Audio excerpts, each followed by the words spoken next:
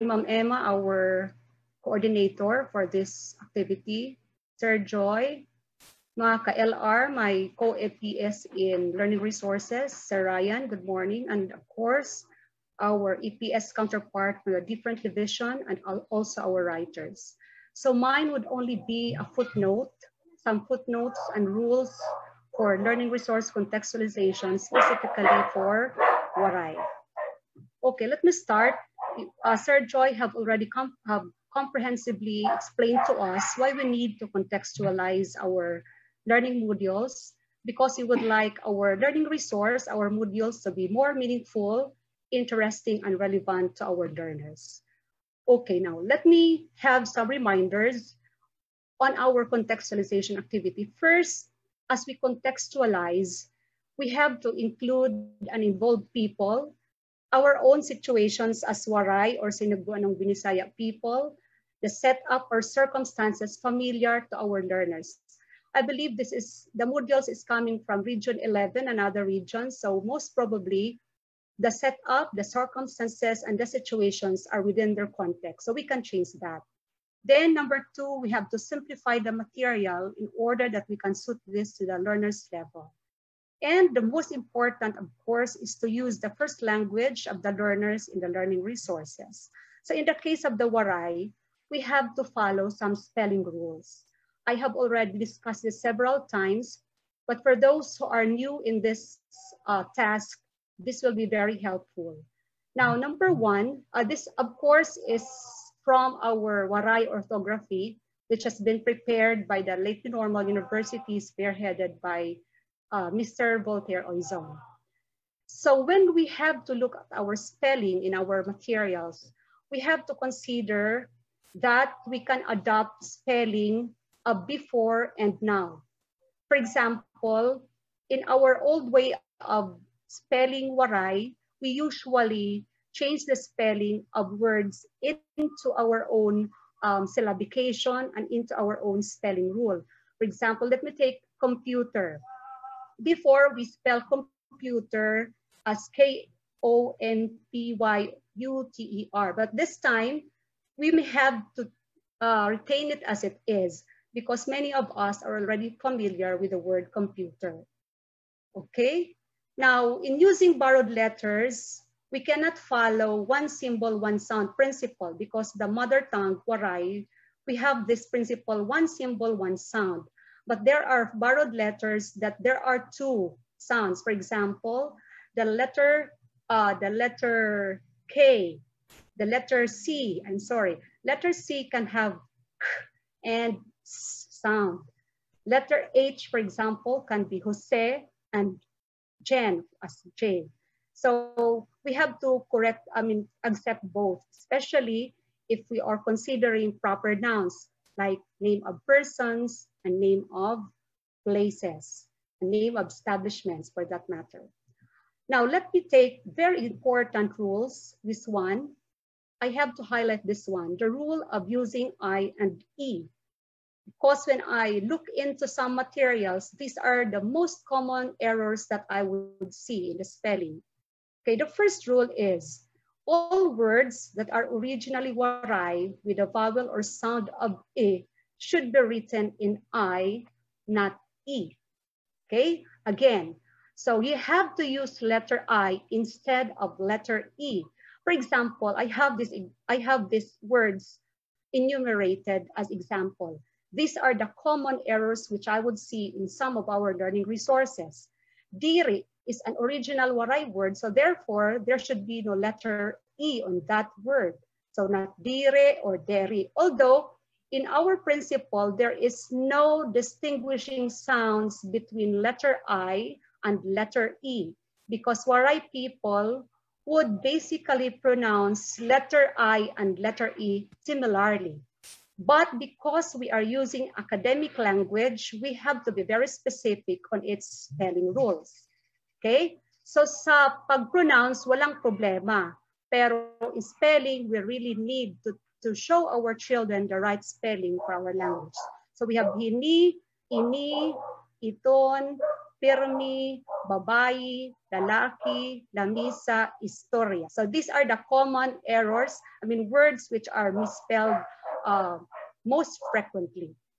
Okay, another rule for the use of I and E, we have to remember that we can use letter E in some of the words, but only when these words are borrowed.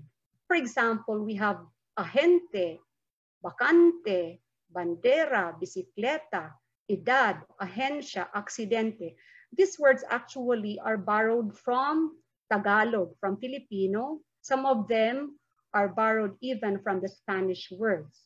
So it's okay to use letter E as long as they are not original Waray words. So I hope you will remember these two rules. Okay, then let's go to the use of O and U. Another spelling error which is frequently observed in our learning resources is the use of O and U, which is oftentimes being, what's this, nagkakabaliw. But anyway, we have this rule. Number one rule is the letter O, okay, please take note. You can take screenshot of the rules if you have no copy of this one. But I will be forwarding this to Sir Joy so that this can be shared to all our writers. Letter O is used when the word has only one sound of O or U found at the last syllable of the word and no other consonant follows. So this is something very confusing. In our Waray orthography, if you have to refer to that, medyo confusing. I made it very, very simple for us to understand. Now let me give you some examples to concretize this idea. Now, the word kabo, there's only one sound of O, there's only one letter O, and it is at the end, okay? So there is no other consonant letter that follows. Therefore, we use letter O, not letter U. So you have the word kabo, dako, walo, liko, bato, pato, tigo, igo, ato, lako, pako, laso. So these are examples of rule number one.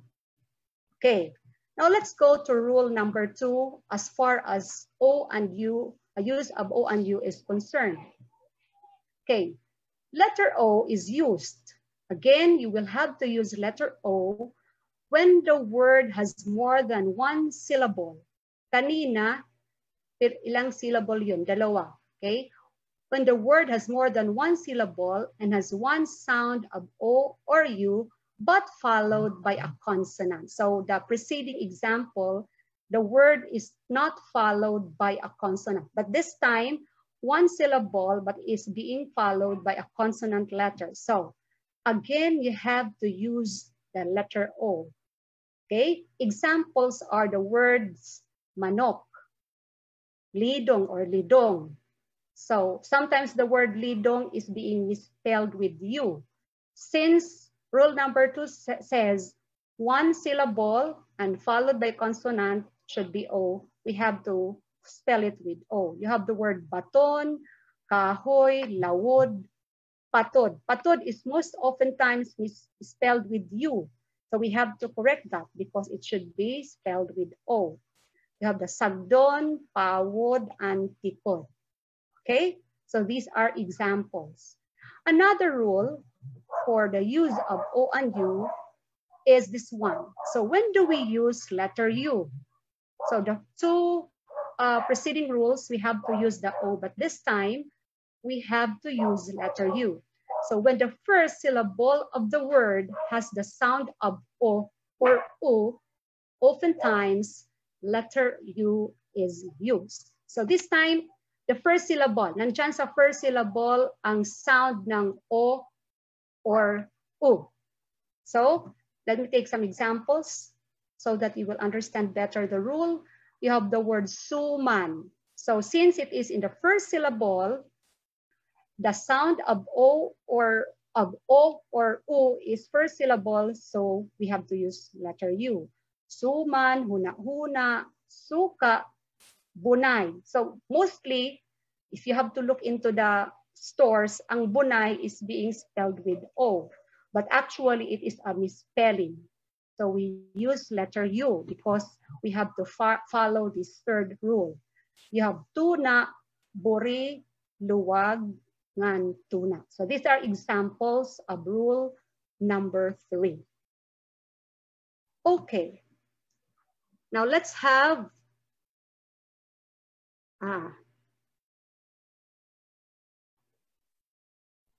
okay. We have to continue with the use of O and U.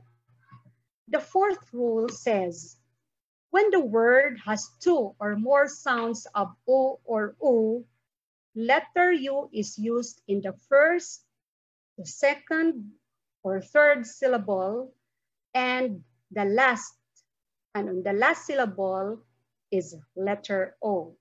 Okay? So medyo mahirap maintindihan, but again, I would have to give example to concretize this rule. For example, you have the word, this one, sulod. The first is U, the next is O. This cannot be both U, nor this cannot be both O. Another word is magturutdo, which is oftentimes used by many of our teachers. So magturutdo, there are 3 sounds of U. So the first 2 is U, but the last is O. You have the word, this one, quite long, puplunganon. So you have the first 2, they are letter U, and the last one is letter O. I hope this is clear. Okay? So, sunod-sunod, kahit ilang syllables pa yan, the first, second to third to fourth syllables would always be U, but the last syllable would be O. Okay. Now, another rule for using O and U. Okay? When we add the suffix on, usually, waray would have to add on to make another word. For example, buruhaton, from the word buhat, we usually add the suffix on. So what is the rule for this? Okay, so the rule is, okay, you have to change, okay, when you add to the root word the on, the last letter should be changed to U before adding the suffix on. For example, the word luto, originally it's spelled with O at the end. But since you're going to add the suffix on, you need to change first the last letter to U before adding on. So no 2 letter O's should be written side by side. Okay? Otherwise, it would be read as lutun, like an English word. So we have to change first the last letter O into U before adding on. So therefore, ang dugo, dugoon, you have to change O to U, the last O, and then add on. Okay? Okay. Now, what are our rules in adding a suffix? When you add an affix to a root word, okay, a suffix, for example, we do not change the spelling of the root word, except, of course, when adding on. So when adding on, we change the last O to U. So this one is another rule. You have to retain the spelling of the word before adding the suffix. Okay, example, lidong to lidongi. So you don't change the O into U anymore. Baton to batona. Do not change O to U. As is, just add the suffix E, suffix A to baton, and himo, himua. Okay? Yes, I hope this is clear.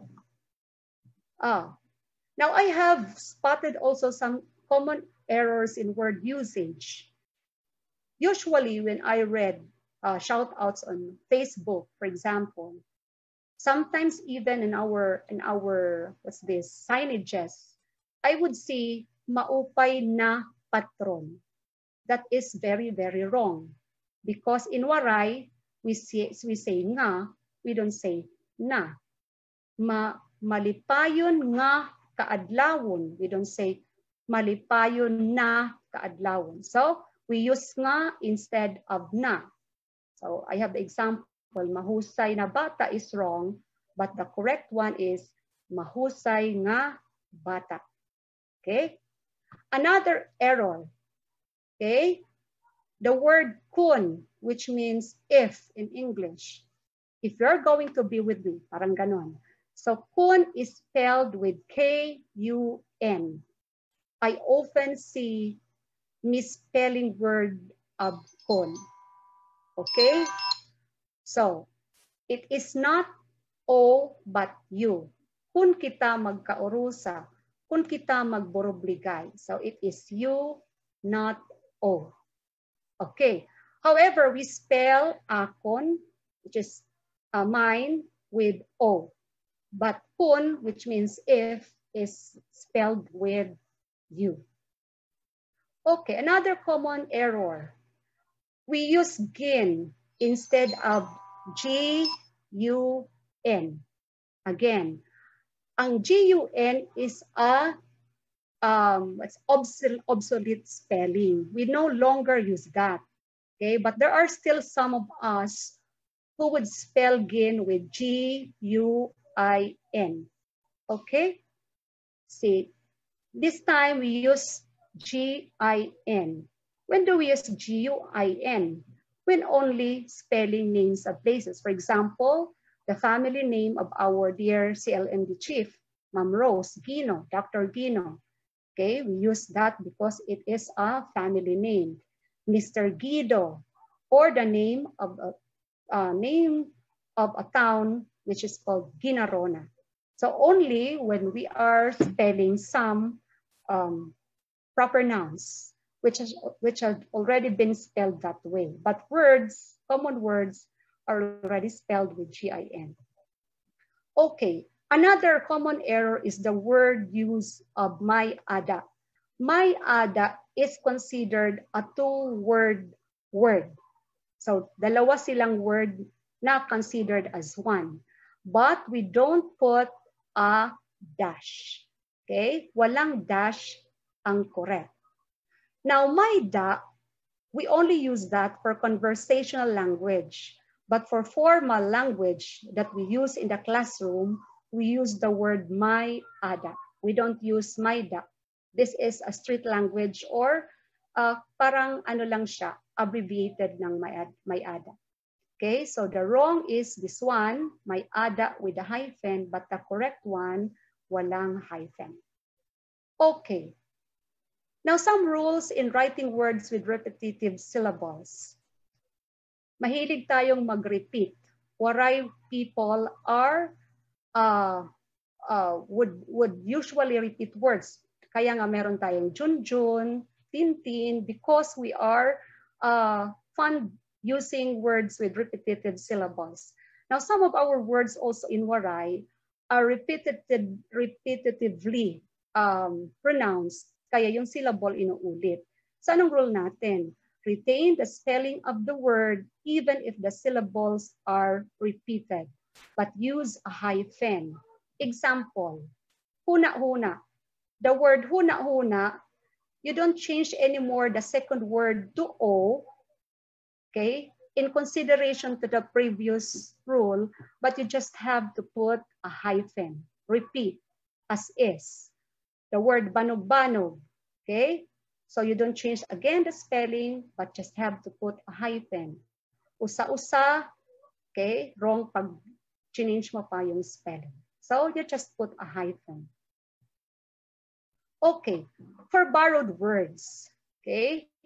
This time, it is very possible that we will be using borrowed words, especially for math subjects, what else, for science, okay? How are we going to borrow words from English? Okay, if words to be borrowed are added with affixes, spell it as it is, but separate it from the affix with a hyphen. So ito yung example. The word verify, usually we cannot find immediately a word, Waray word equivalent to verify. So you just Say, i-verify daw ang akong PIN kung asya lagi hapon. So, instead of changing the word verify to a word in waray, you can use that, but make it waray by adding the suffix ig, separated with a hyphen. Okay? Example, ig check. Ig, okay, hyphen, the word check. However, in many of our learning resources, the word ig-check is commonly used, and many of our writers would spell it as T-S-E-K, yung ig-check. It's okay. Diba? The first rule, we can accept both.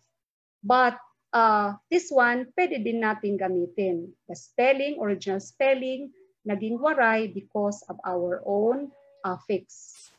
Ito na, itong internet. Okay? Actually, we have talked about this with Sir Voltaire Oison because this seemed to appear double na. Internet, tapos dinagdagan pa natin ng tan. So since we are following the rule, we spell the word internet, put a hyphen, then the word tan, internetan. But we pronounce it as internetan. We don't say internetan. We don't say that. Okay? We say internetan. Or washingi. The word washingi is actually coined from an English word which is washing. Diba? Say, washingi daw an auto. But in spelling it, okay, washing is an English word. You add an affix, a suffix I, which is waray. You have to separate it with a hyphen. However, you pronounce it as washingi. Okay? The word load. Nasa rin kita, lodi daw, lodi. How do you spell that? Again, we spell the word load as it is, then put a hyphen and add I. So it becomes a new spelling, lodi. But in actual, we pronounce it lodi. Lodi ako makananten. Okay? So these are borrowed words, which can possibly appear in our modules. Okay, what else? Other rules in borrowed words. Okay, borrowed words such as technical terms should no longer be changed to waray. Retain its spelling. So you've heard Sir Joy earlier that we don't set it in italics, but it is the same with the other words. So no longer setting it in italics, but the same as the other words. Okay. Carbon dioxide, photosynthesis, calcium, what else? Addition. These are technical terms that should be used as it is. Okay? So ayun, may example ako. I think I made myself clear, so I have to move on. Now, please take note that there are some words that do not follow our spelling rules. In other words, these are exemption to the rules. Why? Because they have already been traditionally spelled as they are right now. Example, the word paglaom. If you have to analyze, paglaom is actually following rule number 2. If you have to follow rule number 2 on the use of O and U, paglaom should have been letter U.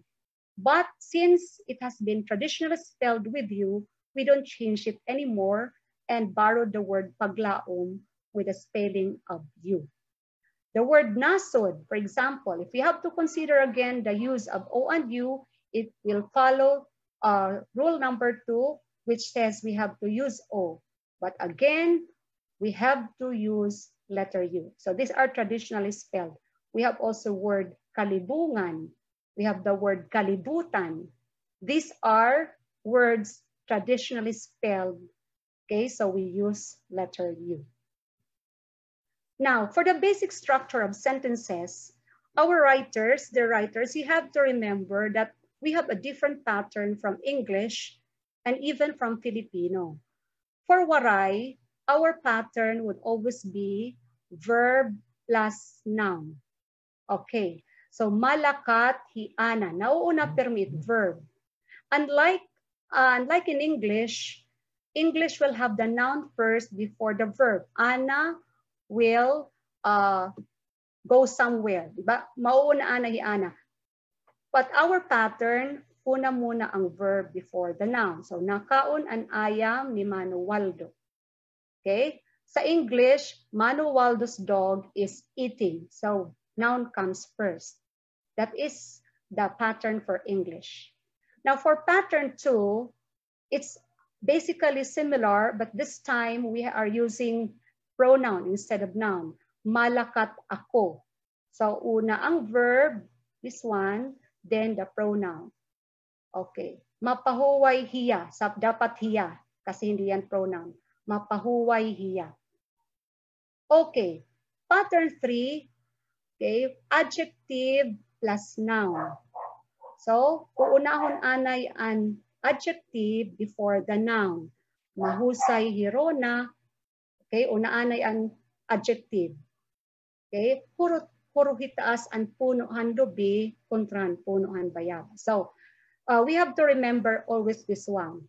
Basic rule, general rule, permin o orhi an noun and pronoun. Preceded always with verb and adjective. Okay. Now, I just listed down some misspelled words found in our learning resources. Boruhaton, lidongi, istorya, pun, mayada, ini, diri, babay, lalaki. Now, why did I list this down? These are the common words found in our learning resources which are misspelled by many of our writers. That's why I am emphasizing this, although I have already explained this before. Okay. Now, let me just remind you, when we contextualize materials from English or Filipino to WARAY. So our modules from kindergarten to grade 3 are written in English. Okay, some are written in Filipino that we need to contextualize to WARAY. Okay.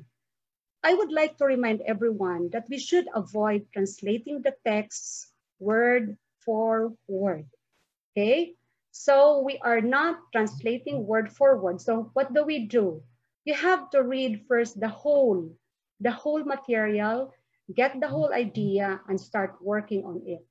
So before you start contextualizing the language, never attempt doing that without you understanding the whole idea of the material. Number 3, I am suggesting that we use simple, familiar, generic words. I think this will be addressed already since Sir Joy Bihag had given us the instruction that contextualization will be by division. I was thinking that this is going to be region-based. So I thought each division would be given an assignment per division, may assignment na subject area. So it turned out na lahat pala ng modules by division ang paggawa ng contextualization. That's why I made this suggestion, because sometimes we consider only our own variation. For example, if a Kalbayognon would contextualize, of course, what will surface is the variation of Kalbayog. Kung taga-norte, what will surface, of course, will be Nortehanon. Kung taga-Eastern Samar, Estehanon ang magsa-surface. So usually, in our contextualization activity, we have this table. What are the words, the page number kung saan ginamit sa learning resource, then ang variations. Now, this is only good because I was thinking that this will be a region-based contextualization activity. So since this is a division activity, I don't think we will be needing variations unless within your language itself, my variations. For example, in Eastern Samar, I know that Eastern Samar has variations. In the eastern part, I mean in the northern part, iba sa southern part.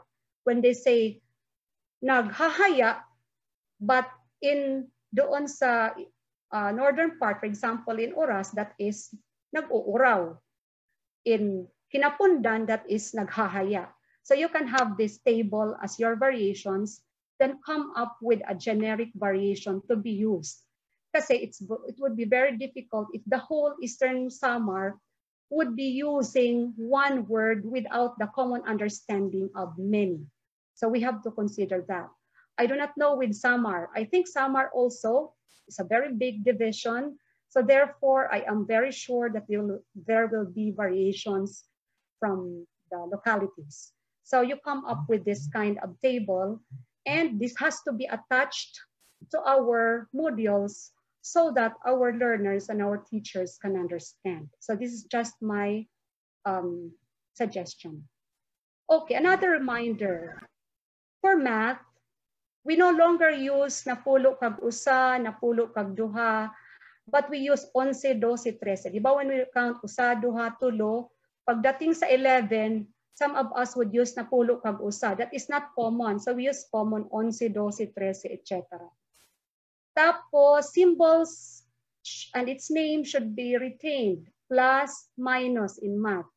Usa plus usa, we can use that. Before, we tried to contextualize that, but we found out, as per findings of many teachers, this has become more difficult to our learners.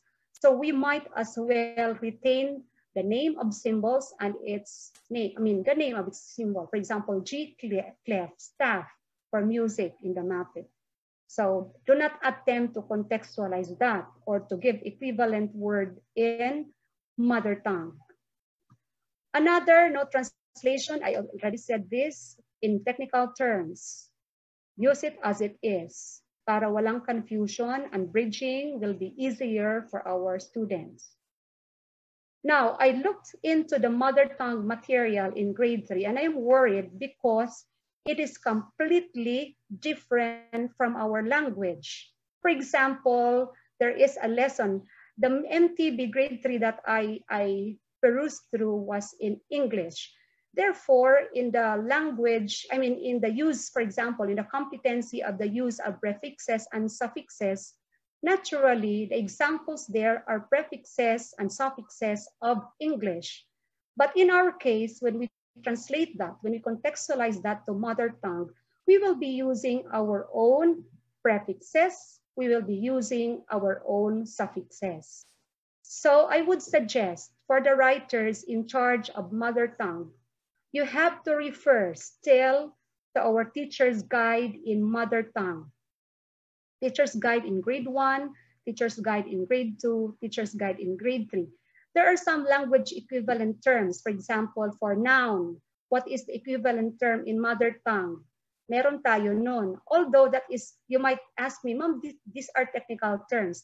But we are talking about language. Therefore, our counterpart from LNU, Sir Voltaire and the group have suggested some equivalent terms because we are trying to academize our own mother tongue in WARAY. So you have to refer to our teacher's guide in mother tongue.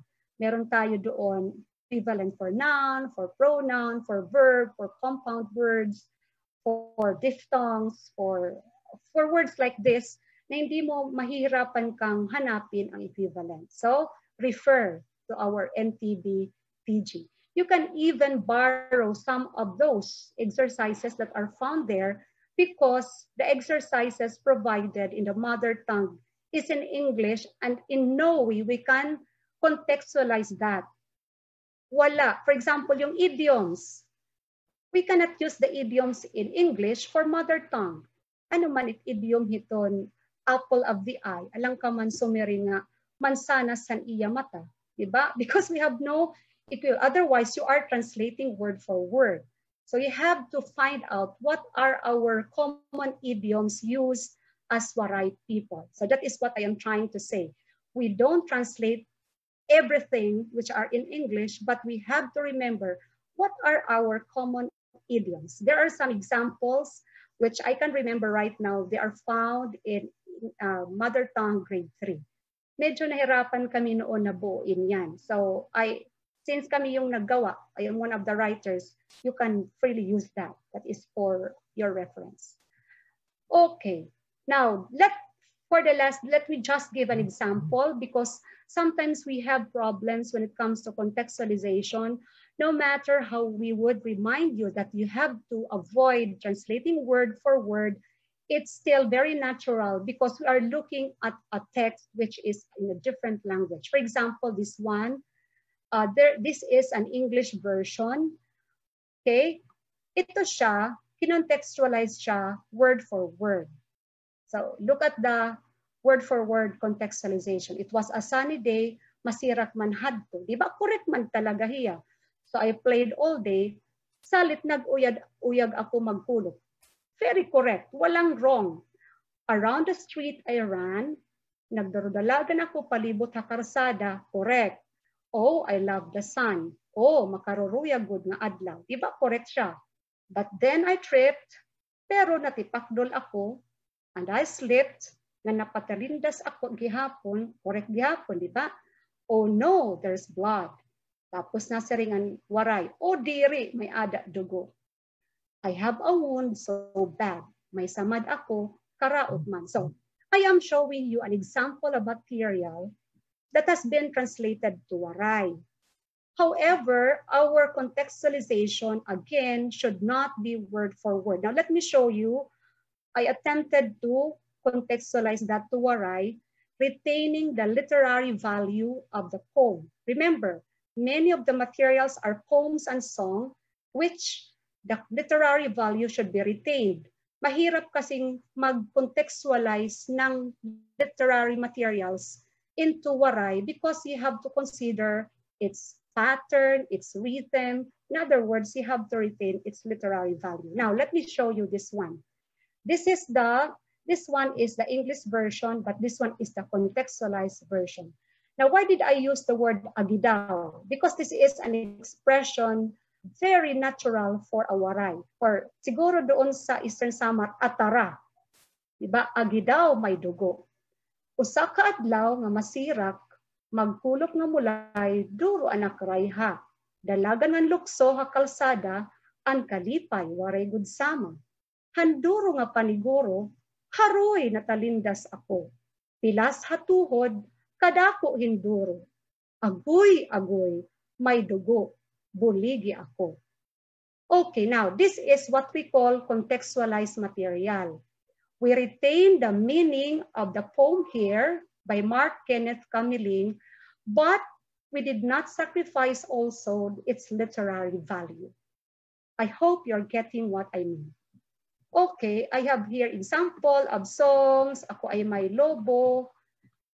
Okay, again, you retain the literary value of the song. Now, one rule for contextualizing song, you have to retain the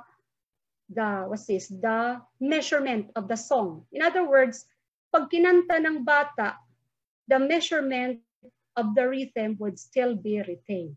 Kasi nag-contextualize tayo, pero pag kinanta na niya, iba na, makukurian na ang bata. So, make sure that the measurement for its syllable would be similar to that of the original. So when you sing this May Ada Ako Lobo, it would still be similar to the singing of Ako Ay May Lobo in Tagalog, in Filipino. Okay, this one, Twinkle Twinkle Little Star. Okay, this is for kindergarten. Okay, I think I already shared this to many of the kindergarten teachers. You can use that one.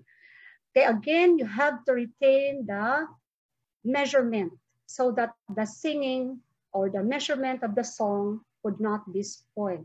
Okay, we contextualize it, bugos, the whole of it. It's not only the language that we consider, but in all aspects, literary value, musical value, and everything. So ang pinakamahirap actually na ma-change, na ma-contextualize are the literary pieces, not much with informative.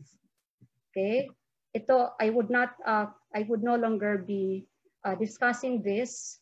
This one is easier kasi informative siya. Informative text.